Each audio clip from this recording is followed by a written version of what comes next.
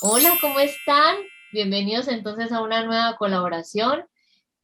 Hoy me pone muy feliz porque es un tema del que pues les he dicho que teníamos ahí como pendiente desde hace un tiempo conversar por situaciones, digamos, que han pasado en los últimos meses, que más adelante, digamos así, rápidamente les diré un poquito de qué se trata.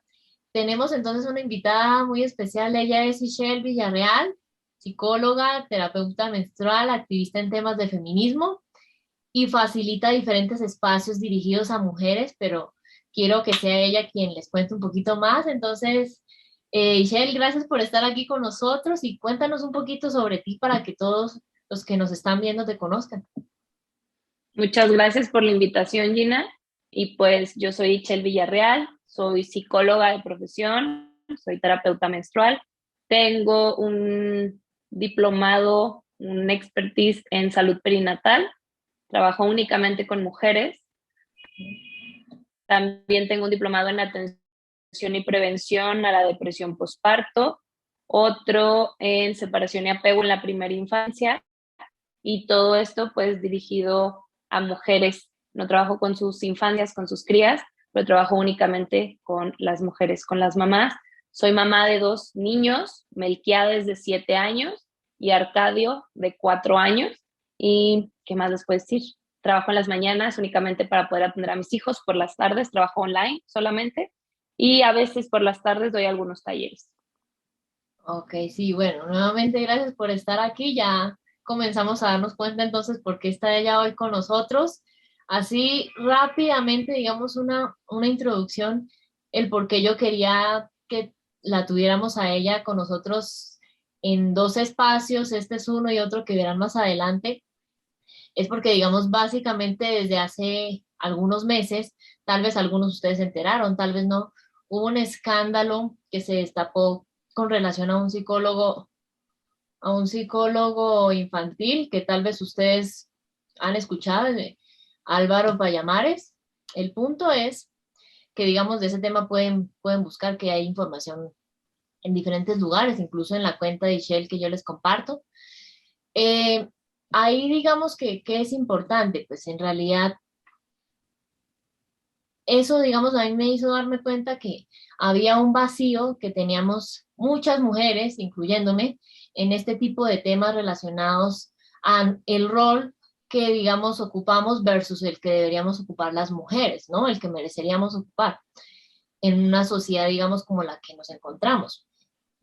Entonces, digamos, como para introducir poco a poco el tema, quiero decirles que históricamente se ha encontrado que el patriarcado, para las que pues digamos no saben, básicamente es ese grupo de personas que asume que la mayor autoridad en un hogar y en diferentes espacios la tiene, entre comillas, el hombre, ha asumido que la mujer se relaciona exclusivamente a temas relacionados al hogar, el cuidado de la casa, digamos, el mercado, todo ese tipo de cosas y la crianza de esos hijos, ¿sí? Pero básicamente esto es una creencia que a pesar de que ya está mandada a recoger, sigue estando presente, ¿sí? En muchos países, ¿sí? Entonces, sino que simplemente el mundo ha evolucionado a tal punto que hoy esa labor de crianza se suma a un empleo que muchas mujeres, digamos, tienen, un empleo adicional, porque vale aclarar que pues igual eso también ya es una ocupación que tienen diferentes mamás.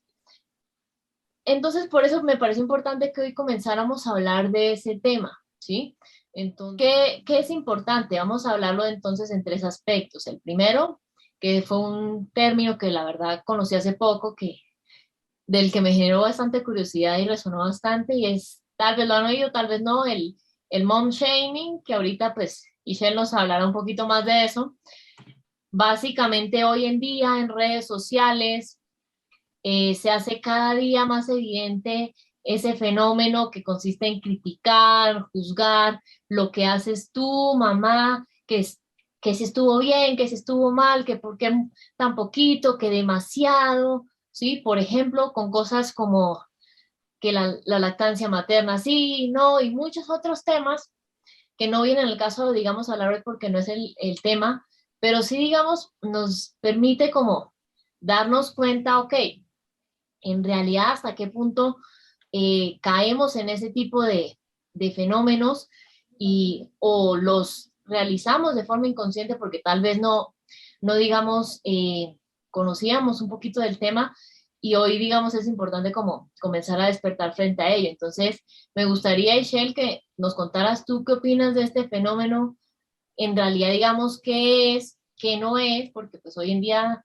por internet se dicen muchas cosas, ¿por qué consideras que surge y, digamos, en qué tipo de situaciones consideras tú que se ha podido como presentar más, en qué tipo de esferas? Muy bien. Pues al igual que tú, yo me acabo de enterar que existe un término para eso. Y me enteré precisamente con todo lo que pasó con Payamares, porque otras compañeras me dijeron, no, es que lo que hace él es mom shaming. Y yo, ajá, muy bien, fórmula, o sea, no entiendo qué es el mom shaming. Y me lo empezaron a explicar, ¿no? Y claro, yo no sabía que esto tenía un nombre, pero es algo que pasa muchísimo en las redes sociales. Y como dices, ¿cómo surge? ¿De dónde lo legitimizamos? Por alguna razón.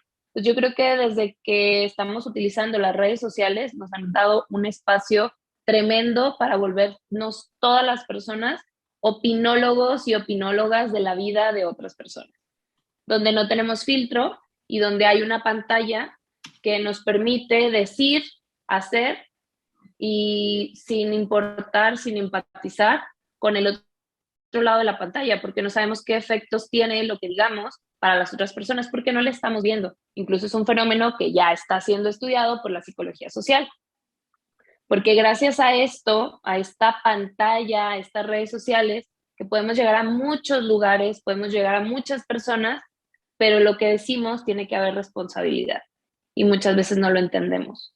Y desde donde criticamos, pues es desde nuestros prejuicios, desde nuestra desinformación, desde nuestro privilegio, nuestros beneficios. Esta situación del mom shaming eh, a mí me parece fatal. Yo también lo llegué a hacer al principio. Yo creo que de mi maternidad, como espero, o sea, cambias, lo analizas y dices, ¿qué demonios estoy haciendo, no?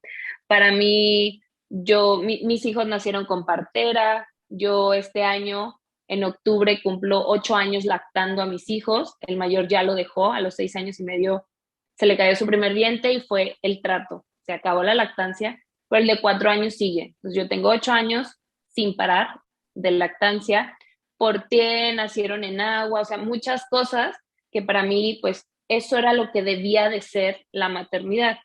Y que al principio yo veía a alguien que porteaba mal en la calle y era como de, oye, sí sabes que le puedes causar esto en la cadera y no sé qué. Cuando llegó un punto en que dije, ¿a mí qué me importa? ¿Por qué tengo que ser tan metiche y meterme en personas, en la vida de personas que no me han preguntado? En mis redes, en mi espacio, yo pongo información. Si la quieres tomar, está bien. Si no la quieres tomar, está también muy bien. Pero yo creo que el punto es dar información en lugar de señalar a las maternidades o las paternidades. Y que muchas veces lo que tenemos que informar o lo que tenemos que señalar precisamente son las conductas y no a las personas. Que eso es completamente diferente. El señalar, es una mala madre porque está haciendo esto. No, esta madre tiene esta conducta, la conducta es la que no es favorable, que no es funcional, pero eso no quiere decir que ella sea mala madre. Y esto del mom shaming siempre es acerca de las mamás.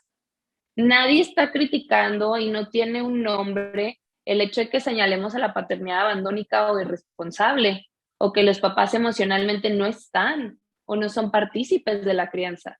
Pero no importa qué hagamos las mamás porque todo está mal.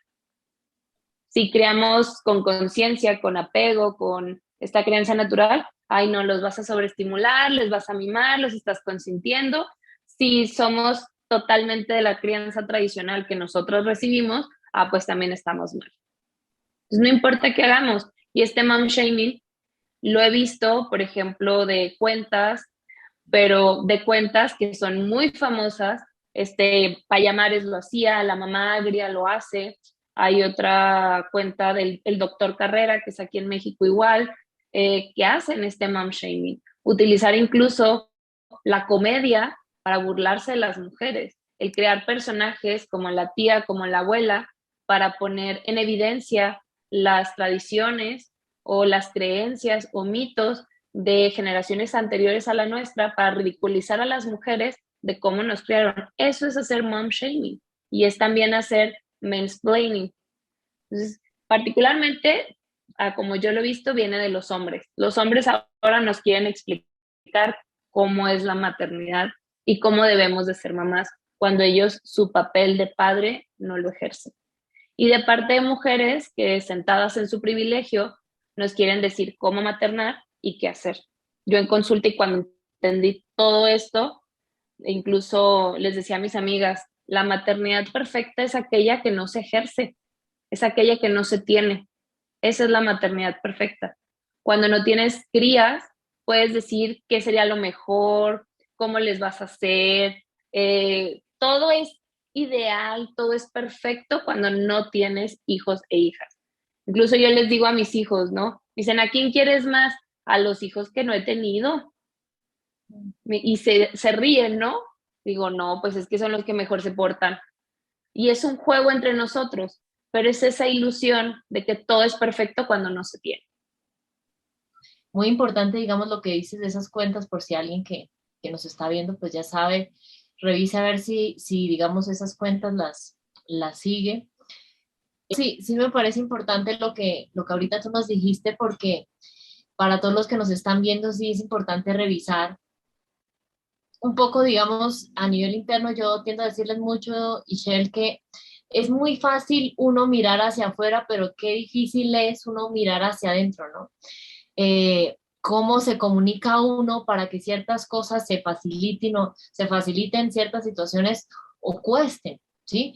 Y en realidad digamos que pienso que al hablar de mom shaming tenemos como la excusa perfecta para de nuevo mirar un poco más hacia adentro y no desde el juicio ni desde la culpa, pero sí un poco ser conscientes, porque pues igual yo les digo que no podemos transformar aquello de lo que no somos conscientes y sí ser conscientes, tal vez en qué tipo de situaciones yo tiendo a, digamos, evidenciar este tipo de ataques de otras personas, llámese un profesional, que puede ser un médico, puede ser un psicólogo, puede ser un educador, porque pues tristemente conozco casos que les ha pasado.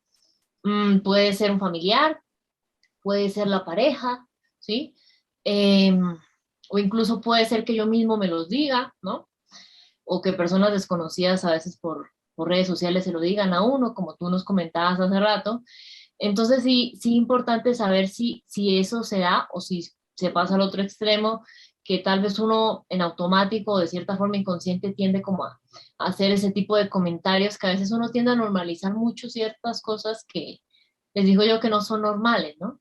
No deberían ser normales, uno no debería verlas, digamos, normales porque no lo son y no Claro. podemos cambiarlos si las normalizamos todo el tiempo. Entonces, sí me parece importante eso que nos dices y conecta muy bien con lo que quiero que hablemos ahora, y es que mencionaste otra palabra de la que también quiero que hablemos, que también debo decir que no sabía que eso se llamaba así, el mansplaining, que para las que no saben, igual yo esas palabras se las voy a escribir aquí abajo en la descripción para que indaguen un poquito más, porque eso da incluso para Para otras mucho. conversaciones solo de ese tema.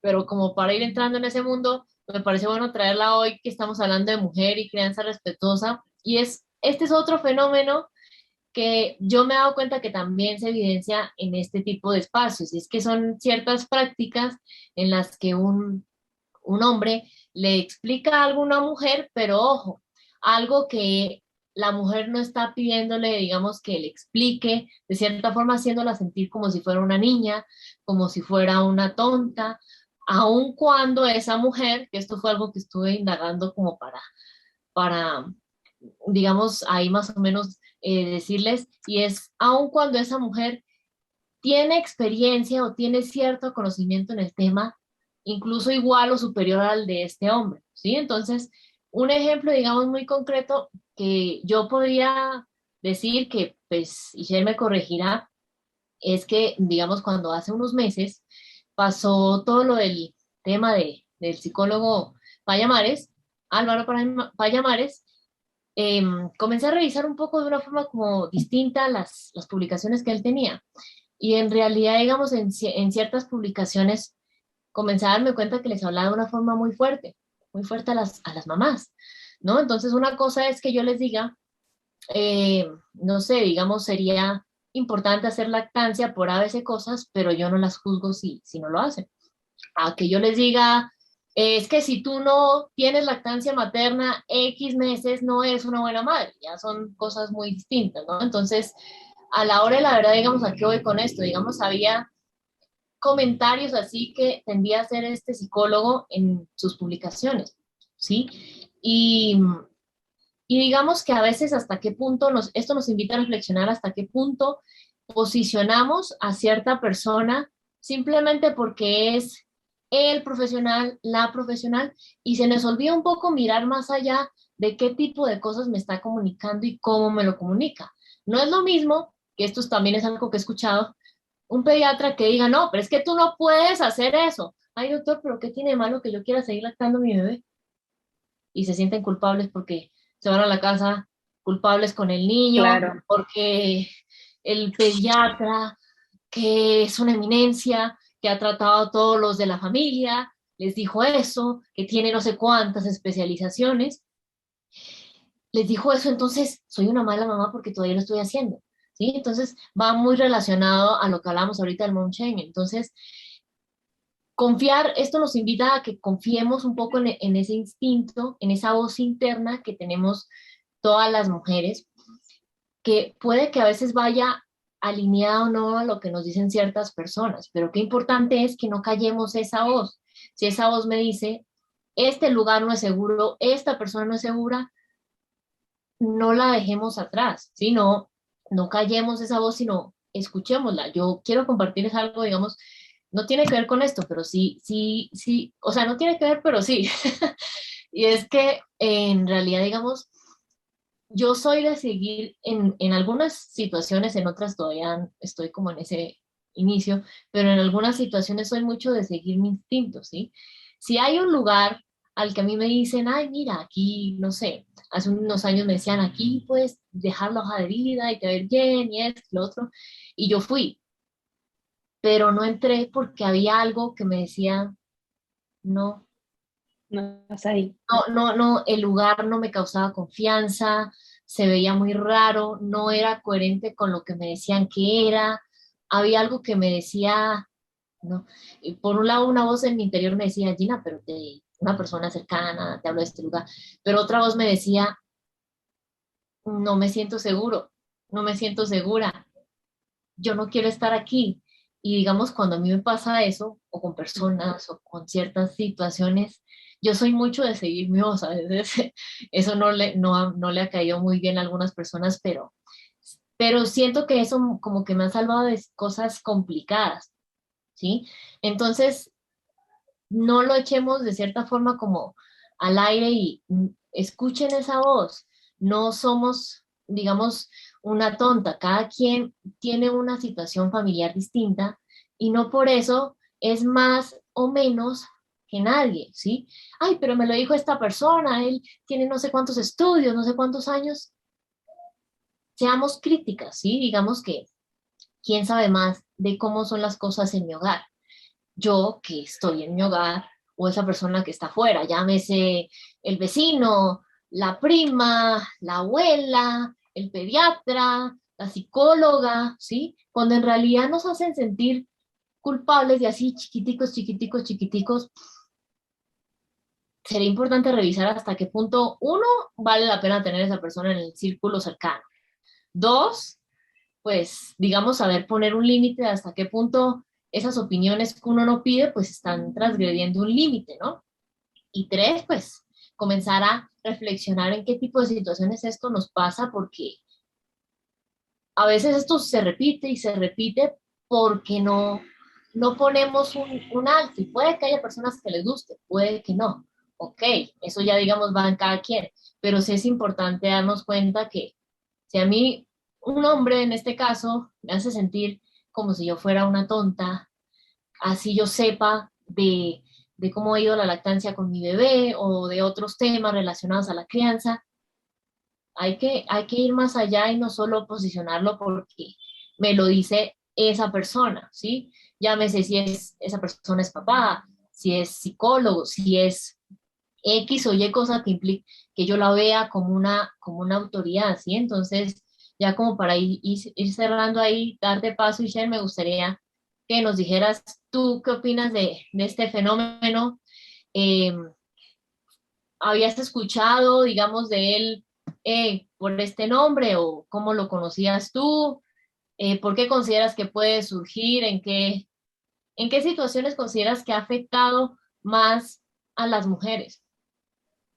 Bien, el término de mansplaining yo lo conocí yo creo que hace como 6, 8 años, ¿será? Sí, ya tiene tiempo. Incluso hay un libro de una feminista de los 70, me parece, que se llama Los hombres me explican cosas. Ya desde entonces, las mujeres nos estábamos dando cuenta de esto, ¿no? Y como mamá, pero también como psicóloga, todo esto que tú comentas a mí me parece sumamente importante hacer énfasis, pero también hacer énfasis en que vivimos en un sistema patriarcal, como tú lo dijiste al inicio, y este sistema nos dice quién es la autoridad y a quién debemos de escuchar. Y nuestras historias familiares, como tú mencionas, pues también todo tienen que ver. Y la crianza, o sea, respeta a tus mayores, ¿no?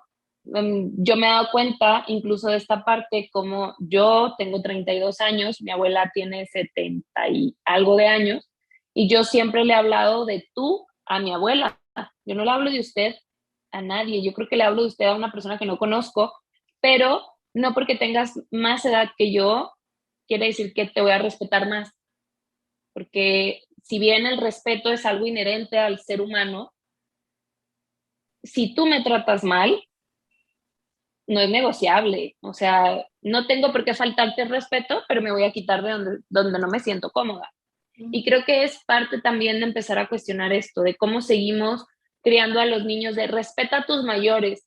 ¿Por qué los tengo que respetar nada más porque son mayores que yo? Y es este autoritarismo, y en la sociedad hay que respetar a los hombres porque ellos son los que tienen las posiciones de poder, ellos son los que saben. Aún, por ejemplo, cuando hay pediatras, hombres, diciendo exactamente lo mismo que decimos las mujeres, pero como ellos tienen la voz en este sistema, ellos sí son escuchados y nosotras no. Ellos tienen los espacios y nosotras no. Aunque estemos diciendo exactamente lo mismo, a quien se comparte más en redes sociales son a ellos. Y nosotras no, nosotras somos las exageradas, las locas, y Las no dramáticas, lo, sí. las dramáticas, y no lo somos. Yo recuerdo mucho la experiencia de mi primer hijo. Me recomendaron al mejor pediatra de Ciudad Juárez, porque es de donde yo soy, de Ciudad Juárez, Chihuahua, México, la ciudad más al norte de México, que es en frontera con Estados Unidos. Y me recomendaron al mejor pediatra, y entonces me decía, es que tu leche le hace daño. Y yo, ok, ya cuando yo me había informado varios cursos, me leí varios libros sobre lactancia, llego con un pediatra que me dice es que tu leche le hace daño, y una lista larga e interminable de cosas que debo dejar de comer, y yo, ¿y ahora de qué voy a vivir? ¿Qué voy a comer entonces? Entonces me dice, tienes que darle tal leche. Digo, ok, Una leche como de fórmula que llaman, de tarro. sí, fórmula, lo cual la Organización Mundial de la Salud dice que los pediatras no te tienen que regalar muestras de fórmula. Eso es bien importante y no lo sabemos, y sin embargo lo hacen. Sí, debería de ser, entre comillas, ilegal. Y sin embargo lo hacen, y me da esta muestra y yo se la empiezo a dar a mi bebé, y mi bebé empieza a llorar de cólicos horrible. O sea, era un dolor intestinal que le daba una incomodidad. Le hablo al pediatra y le digo, es que mi bebé está llorando. No te preocupes, se va a acostumbrar. En 2 semanas va a durar llorando, y se tiene que acostumbrar. Yo no estoy muy a favor de esta parte del instinto, porque desde las ciencias sociales los seres humanos no tenemos instintos, tenemos reflejos, tenemos una intuición, algo en tu cuerpo, si lo escuchas, te dice que algo no está bien. Y a mí como mamá, mi intuición me dijo, este tipo está pirado. ¿Cómo voy a dejar a mi bebé llorar 2 semanas por una leche que él me está dando y que me quiere enganchar a que siga comprando esa leche cuando yo tengo absolutamente todo para mi bebé? Dejé los Una biberones. aclaración, digamos, antes no le pasaba eso a tu bebé cuando le dabas leche materna, así como, No, ah, no. Y mm, yo lo llevé a control de peso, o sea, no. Desde ahí supe, a ver, si yo veo que mi hijo está enfermo, lo llevo al pediatra. Mi hijo jamás se enferma, el mayor. Duró sí, 6 años y medio siendo lactado. Jamás se enferma, es un roble. Pero este pediatra, ¿a cuántas otras mamás no les dañó la lactancia? Yo me aferré a mi lactancia y yo me siento la mujer más poderosa del universo y que mi cuerpo es mágico. Pero ¿a cuántas mujeres que su familia no las apoya, que no tienen la información, a cuántas familias puedes llegar a dañar y la salud de esas niñas y niños se daña a lo largo de su vida gracias a pediatras vendidos a estos laboratorios por recomendar estas leches, ¿no? A sí. mi hijo menor tenía unos problemas gastrointestinales que me recomendaron igual el mejor gastroenterólogo pediatra de Ciudad Juárez, un señor súper mayor. Y llego y me dice, yo le explico todo lo que pasa y me dijo, es que el problema es que tú le das pecho todavía. Ese es el problema. Tu hijo no come porque tú le sigues dando pecho y yo pagué 1,000 pesos, que serían $50, en una consulta para que un médico me dijera, eres una tonta, no sabes criar a tu hijo, le estás haciendo daño. Y yo salí llorando de ahí, aun cuando yo tengo toda la información, cuando soy activista, cuando soy experta en salud perinatal, o sea, ¿cuántas mujeres no tienen la información y sales de ahí destrozada totalmente? Y el daño que les causa eso a tus hijos e hijas, es increíble cómo no miden la violencia estructural que están permitiendo y que están produciendo. Mi hijo luego le más y que ha sido un trato sumamente diferente. La nutrióloga, la endocrinóloga, la neuropediatra del desarrollo, su terapeuta han sido de, si tú no le hubieras seguido dando pecho, tu hijo se hubiera ido para abajo. La leche le ha salvado la vida a tu hijo. Yo lo sé, mi intuición me lo dice. ¿Cómo viene alguien y me dice que no cuando jamás en su vida ha dado pecho? Jamás en su vida vas a ver esta conexión que se siente y que tú sabes que le estás haciendo bien a tu bebé. Es increíble el daño que pueden llegar a hacer. Y qué importante eso que nos dices, porque en realidad lo que tú dices nos hace pensar, ok, si a ti, digamos, con ciertos años de trayectoria, digamos, en este tipo de temas, te hizo sentir así, ¿cómo puedo hacer sentir personas que, digamos, que conozcamos, personas cercanas, incluso personas que nos estén viendo en este espacio, que tal vez nos hayan dado cuenta, ok, no estuvo bien que me hiciera sentir así y no significa que yo soy una tonta incapaz de, sino digamos que tiende a ser fuerte porque nos comenzamos a dar cuenta, ok, hasta qué punto uno comienza a ser como, de cierta forma, un agente que normaliza y esa bola de nieve, digamos, cada vez hace más grande porque simplemente reproduce este tipo de actitudes con, digamos que con todas las personas que atienda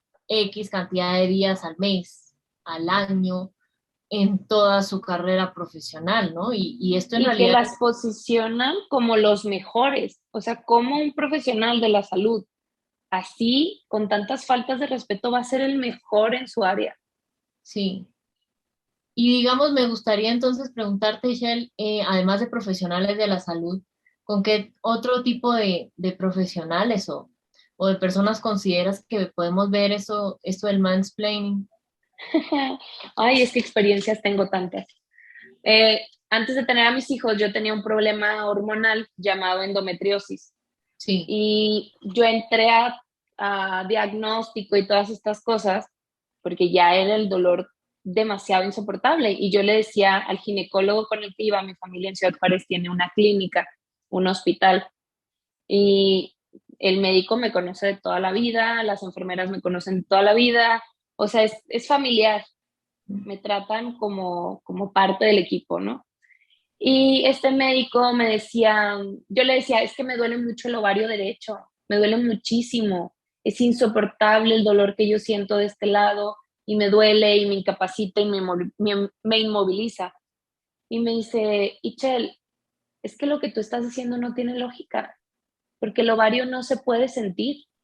O sea, no, y yo, ahí le dije a mi mamá, tenía en ese entonces 21, 22 años, y le dije, mamá, no vuelvo a ir con este tipo. O sea, ¿cómo un hombre me va a venir a decir que yo no puedo sentir mi ovario si me duele el ovario y me punza de este lado? O sea, en ese momento me hacía una dieta mayormente vegetariana, hacía yoga, meditación, o sea, estaba muy conectada con mi cuerpo. Yo sabía lo que estaba sintiendo mi cuerpo.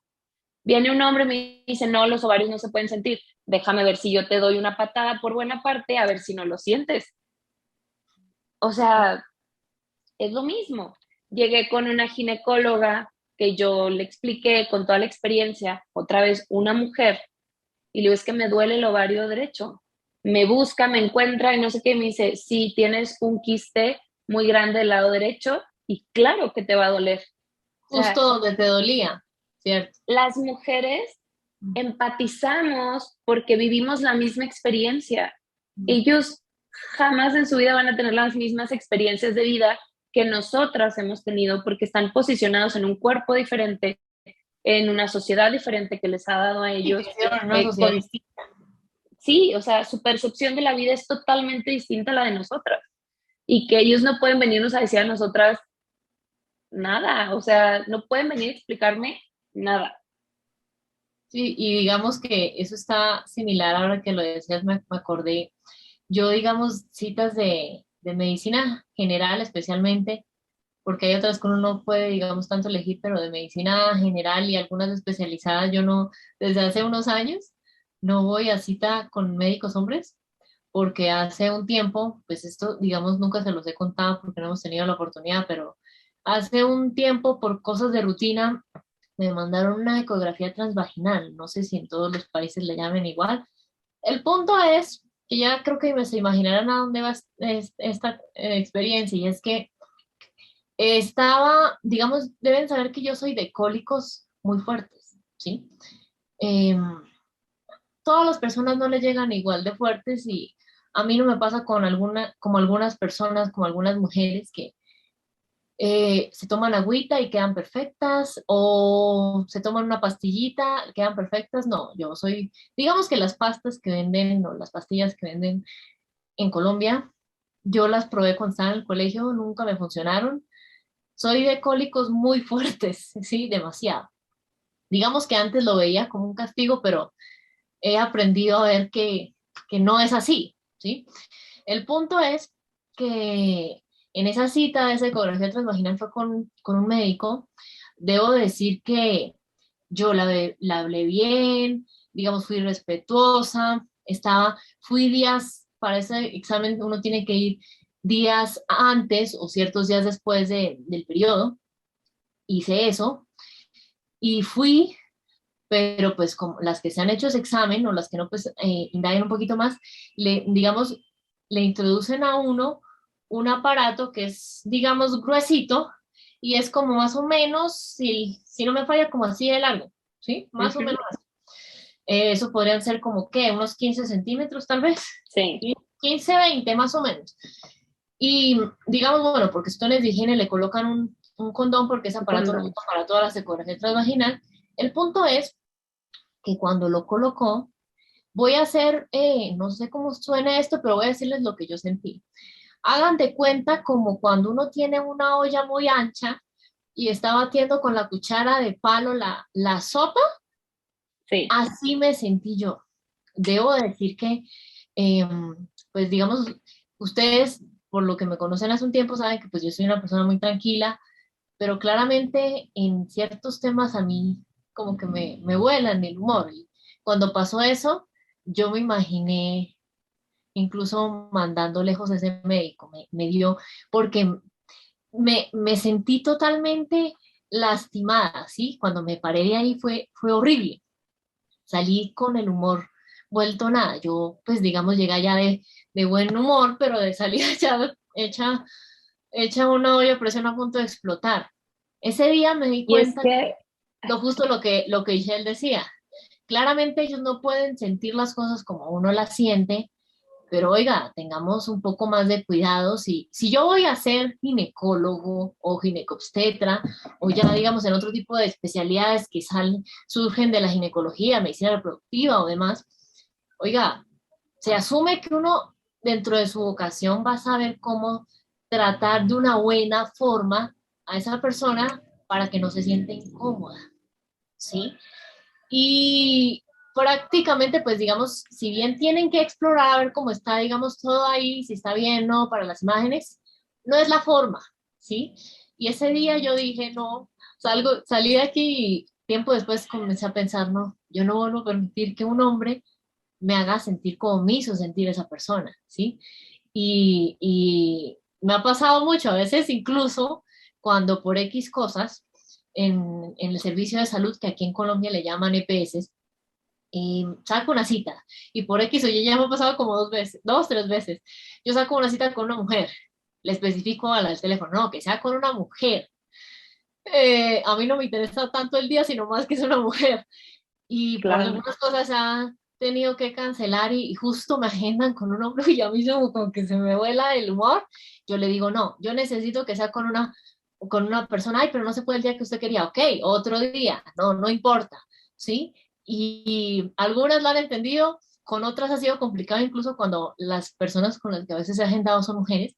Miren que ahí comenzamos a ver que uno también comienza a validar ciertas personas, como nos decía Michelle, simplemente porque son hombres, porque tienen X o Y profesión, pero piensen, digamos, pensemos todas hasta qué punto uno se ha sentido vulnerado en diferentes espacios, llámese médicos, llámese en el colegio de sus hijos, llámese incluso en las reuniones del conjunto donde viven, en las que simplemente vale lo que dice el hombre y ahí todos escuchan. Pero si la que quiere hablar es una mujer, ah, no, entonces venga y yo me pongo a hacer otra cosa, venga y entonces miro el celular, ah, no, esperemos a ver que lo que va a decir tal vez no es la gran cosa, ¿sí? y es Como súper evaluando común. mucho, mucho de su sentir, ¿no? Y es súper común, o sea, ahorita que tú mencionabas esto, justo el lunes yo doy una formación para psicólogas con perspectiva feminista y hay como ciertos parámetros e instrucciones que cumplir en algunas tareas que yo les pido, ¿no? Sí. Y hubo una situación en donde yo me sentí demasiado incómoda porque, o sea, las instrucciones, yo soy muy dura para esta sociedad, así me llaman, pero yo soy muy directa y soy muy asertiva, yo te digo las cosas tal cual, no les voy a poner adornos, no les voy a poner brillitos, no voy a decir, ay, mi amor, ¿cómo estás? No, o sea, sabes que esto está pasando y esta es la forma de solucionarlo, se acabó. Y decía una compañera, porque hubo varias quejas por parte de una compañera, y una de ellas hace una anotación que me pareció sumamente brillante y que ni siquiera yo me había dado cuenta y me dice, si un hombre nos estuviera dando esta formación y nos hablara de esta manera, no pasaría nada, estaba bien. Pero como es una mujer que no nos está hablando de forma dulce, que no nos está maternando, que no nos está diciendo, mira mi amor, ven, te agarro de la mano y te llevo, entonces nos sentimos incómodas y decimos que es violenta cuando no hay violencia. Porque cuando las mujeres hablamos directamente, no como la sociedad espera que lo hagamos, no que nos comportemos como la sociedad espera que lo hagamos, entonces estamos mal. Y Mm. esta parte que tú mencionabas de cómo lo hacen los hombres y de priorizar de alguna manera a las mujeres, luego podrá haber, no sé, tu audiencia, pero luego dentro de mi audiencia salen y dicen, no, pero es que la peor enemiga de otra mujer es otra mujer. Y dicen, no, es que pues, ve cómo se tratan las mujeres. Y Sí. yo lo entendí también hace poco platicándolo con unas amigas. Me dicen, ¿cómo quieren que las mujeres no nos comportemos así si no hemos politizado nuestras relaciones? Politizado es crear acuerdos, qué es lo que tú quieres, qué es lo que yo quiero, cómo nos vamos a tratar, cómo nos vamos a Como tener ayudar. unas líneas claras, ¿no? Sí, claro, hacer negociaciones que se requieren en cualquier tipo de relación. Y además, porque en este sistema patriarcal nos han enseñado a competir entre nosotras, que quien dice esta frase de el peor enemigo de otra mujer es otra mujer. Las mujeres, pero enseñadas por este sistema patriarcal. A nosotras no nos matan otras mujeres, no nos desaparecen otras mujeres, no nos violan otras mujeres, no en su mayoría lo hacen los hombres. Entonces el peor enemigo de una mujer vendría a ser un hombre, no una mujer. Y tendríamos que darnos cuenta también de que a través de nuestro discurso estamos legitimizando también esa violencia y el priorizar a los hombres, tanto en el ámbito profesional como en nuestro ámbito personal, como familiar, porque luego también en estas historias yo doy consulta privada y no, es que mi papá es el mejor y mi papá era el más buena onda, pero ¿y tu mamá? No, es que mi mamá era la regañona, mi mamá estaba estresada, A mi la mamá les dura, gritaba, sí. pero tu mamá tenía que ser así porque había un papá ausente que no cooperaba, que no ocupaba su papel activo de paternidad. Entonces, ¿realmente tu papá es el buena onda o tu papá es un agresor con tu mamá y obligó a tu mamá a ser así? Entonces, hay que cambiar nuestra estructura en cómo estamos hablando y cuál es la estructura de nuestra vida, de nuestra historia, de nuestra narrativa, para empezar a hacer espacios seguros para las mujeres. Sí, y pienso que eso que nos dice Sichel nos invita a reflexionar que más que pensar lo que piensan todos, que la enemiga de una mujer es otra mujer, ¿cómo en realidad, digamos, preguntémonos quién en realidad dice eso? Y casi siempre viene el inicio de ese comentario, surgió de un hombre, ¿no? Ahorita que ya me acordé de algunos ejemplos y sí, es, en realidad, eso que dices me resuena mucho porque tanto por cosas personales como por cosas profesionales, sí, uno tiende mucho a perpetuar este tipo de actitudes, ¿no? De frases, de comentarios, incluso siendo mujer, ¿no? Simplemente porque, no, que si papá grita es porque está poniendo autoridad, pero si mamá grita, entonces ahí sí lo vemos con una connotación negativa, ¿no? Y en otros espacios también se ve, en el espacio, digamos, de una relación de pareja. Si el hombre grita, no, es que tiene los pantalones en la situación, ¿no? Me está protegiendo. Pero si lo hace una mujer, pero porque busca pelea, ¿usted qué le pasa? ¿No? Y, y digamos, sí, en realidad esto lo invita a uno a reflexionar cuántas cosas de forma inconsciente uno termina perpetuando en este tipo de espacios, tanto dentro de mi familia como, ojo, importante que comencemos a revisar para todos los que nos ven de la familia de la que cada uno viene, ¿sí? Porque, y hay un comentario que esto eh, quiero contarles muy personal y es que hace unos años, pues no voy a decir exactamente quién era porque pues no sé si esto lo puedo ver, pero digamos que eh, es una persona mayor, no es familiar mío, pero digamos que esa persona es mujer, fue criada de una forma muy distinta a la que fui criada yo, porque digamos fue criada en otra época, donde un ambiente donde básicamente el hombre iba a trabajar, salía a trabajar, la mujer se quedaba dentro de casa. Me acuerdo que con una persona que teníamos en común, hombre, decía, no, es que fulanita tiene que aprender a ser paciente con él porque él es así. Y él, para que sepan un poquito más, era una persona que la celaba todo el tiempo, la insultaba, la humillaba, y puede que algunas piensen, ok, pero no le pegaba. Ojo, porque que no le pegara no significa que no le hiciera sentir mal. ¿M? Y que Y la eso violencia no me nada hizo más es recordar física. lo que ahorita tú, exacto, tú y nos decías, y es, en realidad, si yo termino pensando en esta situación que les estoy contando, ok, ay, si yo tengo que ser paciente con, ahí estamos justificando, ahí estamos perpetuando el fenómeno. Ahí luego pasa del hombre a la mujer, luego la mujer de una forma u otra lo refleja en esos hijos y eso sigue, ¿sí?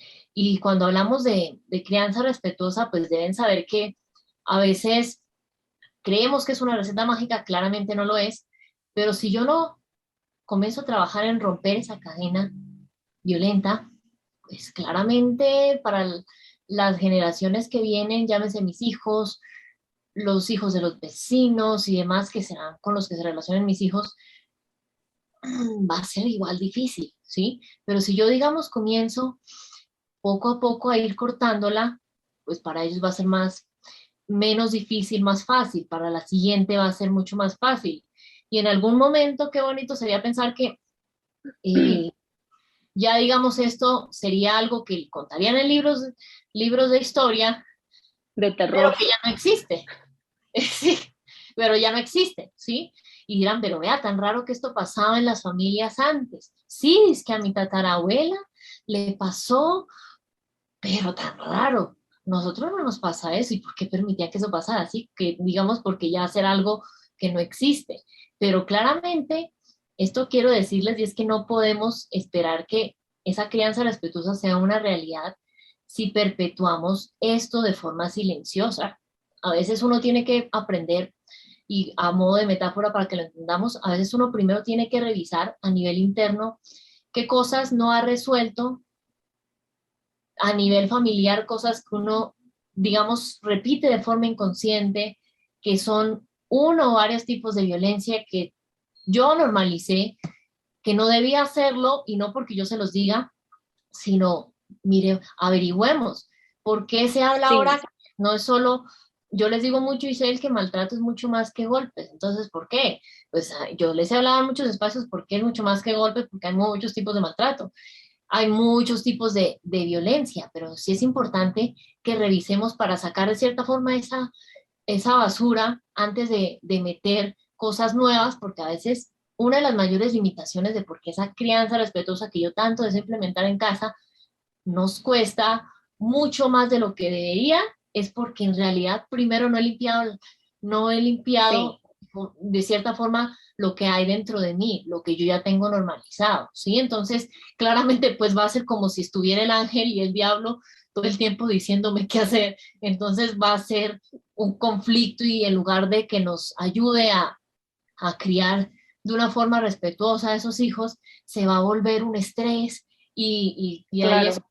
comenzamos de cierta forma a decir cosas horribles de la crianza respetuosa, que no, que eso es un desastre, que no se puede hacer esto, no se puede, porque en realidad seguimos en esa lucha interna que primero tenemos que sanar esas sombras que están tal vez un poquito, digamos, debajo del tapete y no hemos tenido la capacidad de ver. Y yo les digo de una forma muy personal y muy sincera que cuando uno comienza a hacer esto, un viaje interno que les digo yo mucho, eh, no acaba nunca, ¿sí? Yo podría decirles que a pesar de que yo soy psicóloga hace más o menos 8 9 años, yo inicié ese viaje hace 2 3 años por cosas que pasaron, y comencé ahí como a entrar en ese tema. Y eso, digamos, sacar esas cosas a flote, ¿es doloroso? Sí. A veces no se puede hacer solo, claro, pero hoy el espacio es para que seamos conscientes, ok, es posible, podemos hacerlo, podemos apoyarnos de espacios como los que Ishe nos contaba al inicio que se generan. Y a propósito de eso, que me gustaría entonces que hablemos ahora de cierta forma lo que necesitamos las mujeres. Hoy en día, pues digamos, creo que esto es algo que sucede desde hace tiempo, pero digamos, yo comencé a involucrarme con esto hace poco. Eh, en realidad tenemos mucha confusión sobre si igualdad y equidad son lo mismo o son dos cosas distintas, ¿sí? Entonces yo me puse en la tarea de averiguar un poquito de eso. Y bueno, cuando hablamos de igualdad, básicamente es dos seres humanos, sea hombre, mujer, o digamos el tipo de orientación que tenga, implica tratar, igualdad implica que yo trato a todas las personas igual ante la ley. ¿Cuál ley? La ley del país donde ustedes estén. Sin ningún tipo de discriminación, sin ningún tipo de privilegios, es decir, todos estamos aquí, ¿cierto? ¿Qué sucede en equidad? En equidad se busca ser justos, claramente. Digamos que dentro de equidad, un pedacito que abarca es la igualdad, para que ahí lo tengan en cuenta como un hijito, por decirlo de alguna manera, pero en equidad digamos que como abarca más, que es importante. Ahí se tiene en cuenta que cada persona es distinta, ¿sí? Es decir, no solo por las cosas que a Ishel a mí nos diferencian físicamente, sino a nivel, digamos, interno. sus creencias, las mías, sus ideologías, las mías, en fin, sí, sus gustos, los míos, ¿sí? Entonces, no solo por lo evidente, sino también por otro tipo de cosas. Entonces, en equidad se busca que, si bien todos merecemos que se nos respeten nuestros derechos, tenemos necesidades individuales, ¿sí? Algo tan sencillo como, por ejemplo, puede que, se los voy a poner así, puede que Ishel tenga unas horas específicas de alimentación distintas a las mías, ¿sí? No por eso significa que unas sean mejores que otras. Ambas necesitamos alimentarnos, sí, pero las de ellas son muy distintas a las mías, por su historia de vida, por mi historia de vida, por muchos aspectos que no viene al caso mencionar ahorita, pero esos aspectos que nos diferencian a todos hacen que merezcamos darnos cuenta que tenemos que tener un trato específico. Bueno, si 20 mamás van a, a la dula que está certificada en lactancia para consultarle con ese tema que van a iniciar porque son primerizas, no significa que a las 20 les va a decir exactamente lo mismo. ¿Por qué? Porque son hogares distintos, tienen bebés distintos. Claramente puede que algunas estén produciendo más leche que otras. En fin, la parte hormonal puede influir. Algunas pueden estar bien en eso, otras pueden tener la parte, digamos, disparada un poco baja, ¿sí? Ciertos factores individuales que ahí, digamos, toca revisar. Entonces, ya ahí, como dicen a esa introducción muy somera, muy por encima, superficial, me gustaría, Ishel, que nos dijeras, en realidad, desde tu perspectiva, pues como mujer, y digamos en todo lo que nos has ido contando que digamos has ido aprendiendo en estos años de estos temas, ¿qué consideras tú que necesitamos las mujeres en el contexto de la crianza respetuosa? ¿Igualdad o equidad? ¿Una de las dos o ambas? Y pues digamos, me gustaría ahí que nos cuentes un poquito sobre eso. Una muy buena pregunta. Nunca la había pensado. Me dejas así como, psh. ¿Qué necesitan las mujeres que están criando, que son mamás? Y lo voy a ligar un poco con lo que tú decías ahorita de los profesionales de la salud y toda esta parte de la crianza. Ah, y no quiero que esto, como se trate de este personaje bastante patético y violento, pero yo estuve en una formación con él y para mí, como mamá, eh, en lo que yo me preparaba desde mi primer embarazo para ser mamá de mi hijo, era yo necesito deconstruir, repensar y cuestionarme mi niñez para saber con qué sí me voy a quedar o con qué no me voy a quedar de mi infancia para de esa manera acompañar a mis hijos. Si yo no tengo esa posibilidad, si yo no tengo esas herramientas, si no he sanado mi propia historia, no lo puedo hacer. No puedo ejercer una maternidad libre de violencia. Y esto es una cuestión que yo le platicaba, le planteaba y le cuestionaba a este personaje, a este señor. Y él tajantemente dijo, no, nosotros no trabajamos con las mamás, a nosotros no nos importa su historia, nosotros trabajamos con las infancias. Así como te lo digo incluso en ese tono así altanero, es déspota, y yo me quedé, este no es mi espacio.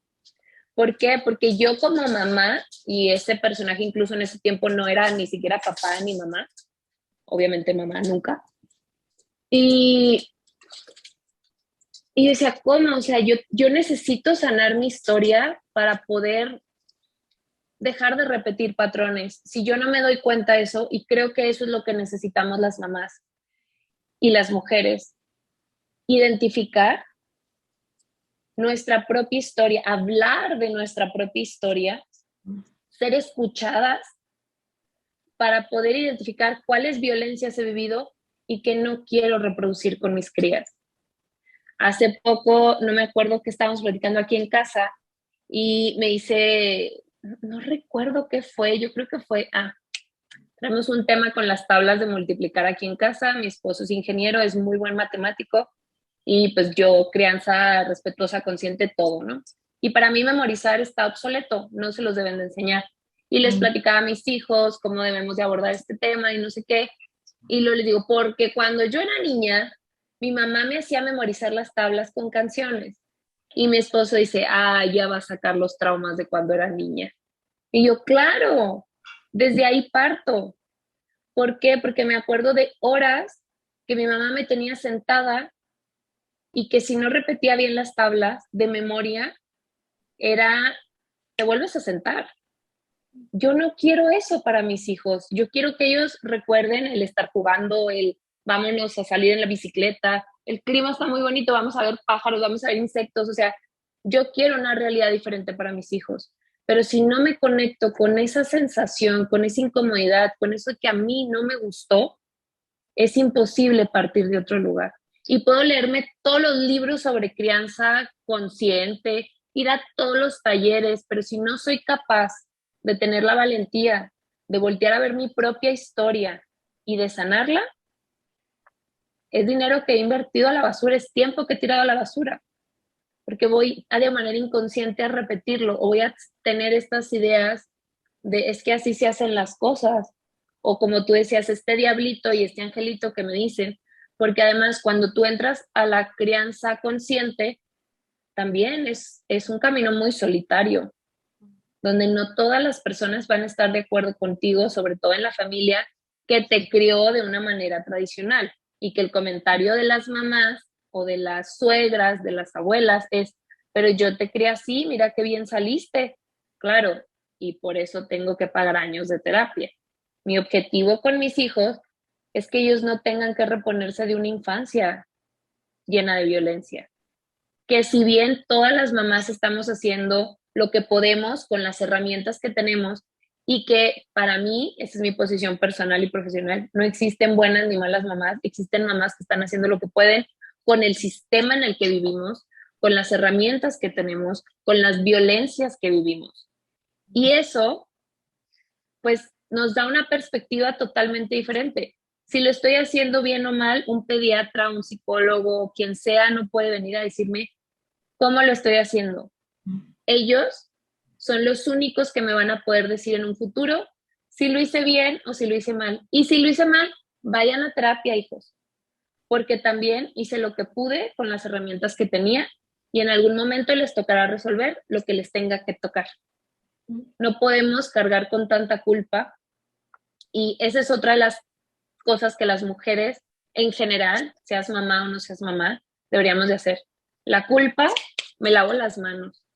O sea, quiero ser libre, quiero estar tranquila, no quiero, y ese es un tema que toqué hace unas semanas, acá en México fue el 10 de mayo, y el desfile de las mejores madres con la semana loca que les ponen acá en México también en los colegios, quién hace el mejor disfraz, quién tiene el Sí, las mejor cosas que las les pueden hacer en el calificaciones. colegio, ¿no? Sí, o sea, yo no voy a entrar a competir con otras mujeres, no voy a entrar a competir con otras mamás mientras mis hijos sean felices y esos resultados se vean en su crianza, en cómo interactúan con el mundo, en cómo respetan a sus compañeros y compañeras, en cómo me respetan a mí, en su interacción diaria, eso lo podemos ver, o sea, eh, he conocido personas que me dicen, ay, no, sí, pues si los niños todos son iguales, se van a topar con otros niños en un sistema.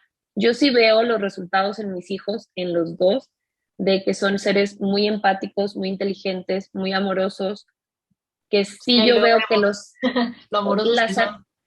sí, los análisis que ellos crean, la forma incluso que a veces me contestan y yo me quedo, necesito un poquito de sabiduría de lo que él tiene y a mí no se me Sí. había ocurrido. Pero es eso, necesitamos escuchar a las niñas interiores que tenemos, a las niñas que tuvimos, necesitamos revisar nuestra propia historia. Duele muchísimo, pero tener la valentía de voltear a ver esas heridas y tener la valentía de atravesar el dolor, porque muchas dicen, es que quiero que me deje de doler. No hay otra forma de que te deje de doler que atravieses el dolor, que atravieses el abandono, que atravieses la herida y lo llores lo que tengas que llorar en lugar Sí, de seguir adelante. Tenemos que hacerlo sí, para como entender de dónde liberarnos. surge, ¿no? Por Sí, qué sufrí eso de cierta forma, ¿no? y Yo liberarnos. esto que tú dices va muy relacionado a lo que yo a veces les digo y es mirar un poco hacia adentro para ver qué tengo que sanar yo para darle lo mejor de mí a mis hijos. Y no es algo de un día para otro, y yo les digo que no es algo que yo les voy a dar una receta mágica con 3 pasos, porque claramente pues el que les diga eso es una mentira porque no funciona así. Pero sí, digamos, en el momento en el que inician ese viaje, poco a poco lo van haciendo, cada día va siendo mejor que el anterior. Y es poco a poco, ¿sí? Es un proceso. Y a veces no nos damos cuenta y no nos reconocemos el avance que tenemos, pero si ustedes se ponen a pensar, digamos, cuando uno comienza a ser consciente de esas heridas, uno, pues comienza a sanarlas. Dos, comienza a ser consciente y ya, de cierta forma, comienza a buscar como desde otro lugar reaccionar y no desde esas heridas herir a esos, ¿no?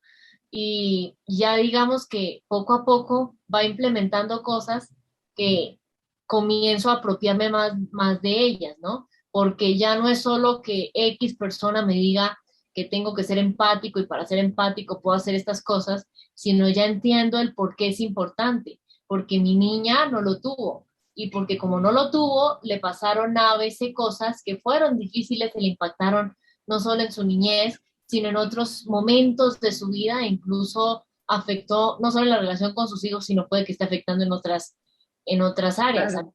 A mí, digamos, me han llegado muchas personas que cuando, digamos, abrí el canal de YouTube hace más o menos 4 años, uno de los primeros temas que traté fue las heridas emocionales y me han llegado varias personas luego desde ese momento hasta ahora, siguen llegando en realidad muy relacionadas, contándome cosas difíciles que han vivido con sus parejas y las comienzan a relacionar con cosas que vivieron en su niñez, Claro. no solamente mujeres, ¿sí? Y pues digamos, yo no manejo como tal a profundidad temas de pareja, pero me ha parecido muy poderoso entender que nuestras heridas nos afectan incluso hoy en día, aun cuando no seamos conscientes. Y todos los que están acá viendo y los que verán esto más adelante, si se ponen a pensar, a veces puede que uno sea o no sea consciente todavía de esas heridas, y es porque básicamente todos no estamos en el mismo punto. A veces uno ya, digamos, es consciente de por qué vivió ciertas cosas, pero hay personas que ni siquiera son conscientes de que eso que vivieron con sus papás fue algo malo, no debió suceder y no es algo que deba suceder, digamos, con los niños, ¿sí? O con las niñas en este caso. ¿Sí? Sino que uno lo termina de cierta forma normalizando. Y ya cuando uno comienza como de cierta forma a despertar y ya a ser consciente, ok, aquí hay un problema, ¿cómo puedo resolverlo? Ay, vea, estas, tal vez terapia, tal vez además de terapia, hacer, no sé, ciertos ejercicios, digamos, profundos en los que me meta por completo en explorar, ok, esta es la herida, sucedió por esto, entender un poco como todo el panorama de la situación y ahí se darán cuenta que poco a poco no seremos esa mamá perfecta jamás, pero sí podremos cada día darle lo mejor de mí desde mi realidad, desde mi proceso y como lo que tú decías, desde la conciencia que cada uno va adquiriendo, ¿no? Entonces, sí pienso que eso es bastante poderoso, ¿no?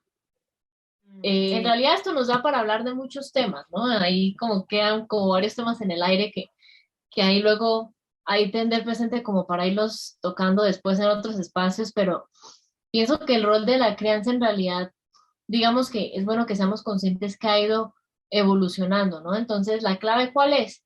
Hoy nos estamos dando cuenta que la clave está en que nos informemos para que cada día podamos llevar a cabo ese rol como mujeres en la crianza desde un lugar que sea más respetuoso con la vivencia que tiene cada una, ¿sí? Porque Ishel, digamos, materne igual o diferente en X condiciones a otra mujer, eso no la hace una mala o una mamá perfecta, ¿sí? Sino es la mamá que, digamos, de cierta forma hay desde los recursos que tiene, desde sus vivencias y aporta, digamos, lo mejor de sí desde la realidad que vive, ¿sí? Entonces, Y esto, Gina, tiene mucho que ver con lo que tú decías de que necesitamos las mujeres, equidad o igualdad. Y creo que a lo mejor la pregunta va hacia nuestros hijos e hijas, porque estamos creando desde las necesidades de nuestros hijos e hijas, y eso es equidad. no es igualdad. No puedo, tengo un hijo de 7 y uno de 4 y no puedo educarlos igual. Los quiero lo mismo, pero no los quiero por diferentes, o sea, no los quiero por las mismas razones. Y eso es algo que no lo entendí hasta que fui mamá. Y eso es equidad. Equidad es darle a cada una persona, a cada uno y a cada una, según las necesidades que tenga. Y la maternidad es según las necesidades que se presenten, no según lo que yo quiera dar. Yo puedo dar muchas cosas, pero puede que eso no sea lo que mis hijos e hijas necesitan. Y puedo decir, ay, es que desde mis heridas yo les quiero dar todo, y como mamá millennial, luego estas carencias económicas o materiales o de juguetes, queremos llenar a nuestros hijos e hijas de cosas que yo no tuve cuando era niña. Pero cuando nuestros hijos e hijas lo que nos están pidiendo es tiempo, presencia, juego, atención, que los volteemos a ver y realmente les escuchemos. No que les llenemos el cuarto de juguetes, sino que estemos presentes, cosa que nosotras tampoco tuvimos. Pero es escuchar y volver, me conecto con mi historia para saber qué necesidades tengo y qué necesidades puedo escuchar. Si yo no he visto mis necesidades, es probable que tampoco las pueda ver en los demás. Y ahí digamos que se vuelve un reto de doble vía, ¿no? Si no, no, a veces dicen, pero ¿por qué no puedo ver lo que pasa con mi hijo? No entiendo por qué le pasa esto, y tal vez es porque cuando yo era niña no lo supieron ver en mí, y hasta ahora me estoy dando cuenta.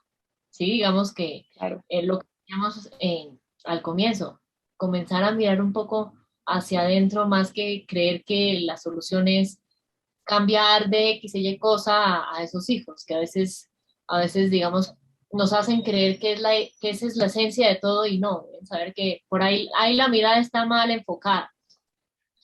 Me gustaría, Ishel, digamos, para ir cerrando, que nos contaras un poco sobre feminismo consciente, en qué consiste, digamos, ese espacio que le ofreces a las mujeres, qué tipo digamos, servicios, no sé, nos decías ahorita virtuales, ofreces, a qué tipo de mujeres está dirigido un poco ese espacio que tú tienes. Ok. Feminismo Consciente nace hace 8 años, aunque yo tengo trabajando en redes sociales desde hace 10. Yo empecé con una colectiva que se llamaba No quiero tu piropo, quiero tu respeto, que nace del tema de mi tesis de licenciatura en psicología sobre la percepción del acoso sexual en lugares públicos. Entonces, No quiero tu piropo, quiero tu respeto, evolucionó a feminismo consciente en el momento en el que yo fui mamá. En ese momento en el que yo soy mamá, me di cuenta que en los espacios feministas no se hablaban de estos temas, que no se hablaba de la maternidad, que no se hablaba de la crianza. Y para mí era, ¿dónde tenemos esto entonces? ¿Dónde yo lo puedo buscar? Porque yo no lo encontraba. Y yo necesitaba ese espacio, necesitaba que se creara porque no lo encontraba, entonces lo creé yo. Y Feminismo Consciente fue un espacio para mí de hablar de, ok, sí me asumo feminista, estoy a favor del aborto, estoy a favor de que las mujeres decidan sobre su cuerpo, pero para mí, para Itchel Villarreal, para mí ser mamá es lo mejor que me ha sucedido en la vida. O sea, yo amo ser mamá de una manera increíble y me encanta ser mamá en todos los aspectos. Amo a mis hijos, me encantaría tener muchos hijos más, pero la economía no me lo permite, porque me encantó parir, me encanta lactar, todo lo que tenga que ver con la maternidad, lo amo, me encanta. Estoy enamorada de toda esta maravilla que es aprender con ellos. Entonces, feminismo consciente es esto, quiero un feminismo, me asumo feminista, pero la conciencia para mí es diferente. Para mí es no nada más me voy a tomar una foto en una marcha con un pañuelo verde. Para mí es el feminismo se lleva en todos los aspectos de mi vida. Okay. Tiene que estar mi ética feminista, mi ética afectiva, permea todos los espacios de mi vida y todas mis decisiones parten de ahí. Y el feminismo es la liberación de las mujeres de todas las formas de violencia, es priorizar a las mujeres de mi entorno, es leer mujeres, acompañar mujeres, adquirir servicios creados por mujeres, es priorizar a mis amigas por sobre a lo mejor mi pareja, creerle siempre a las mujeres, a pesar de que tengo 2 hijos y que los amo, estoy consciente de que ellos en un futuro van a ser hombres en este sistema patriarcal, que van a ser beneficiados por esto y que tal vez, espero, no sean agresores, no sean violentadores con toda la crianza.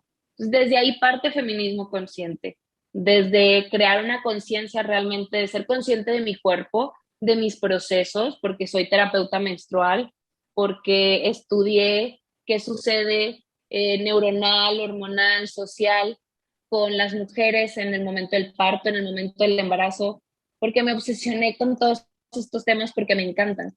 Desde ahí parte feminismo consciente y yo doy terapia psicológica con perspectiva feminista cuando todavía no sabía que esto existía, pero ya estaba yo trabajando de esta manera desde hace 7 años más o menos, 7, 6 años estoy dando terapia.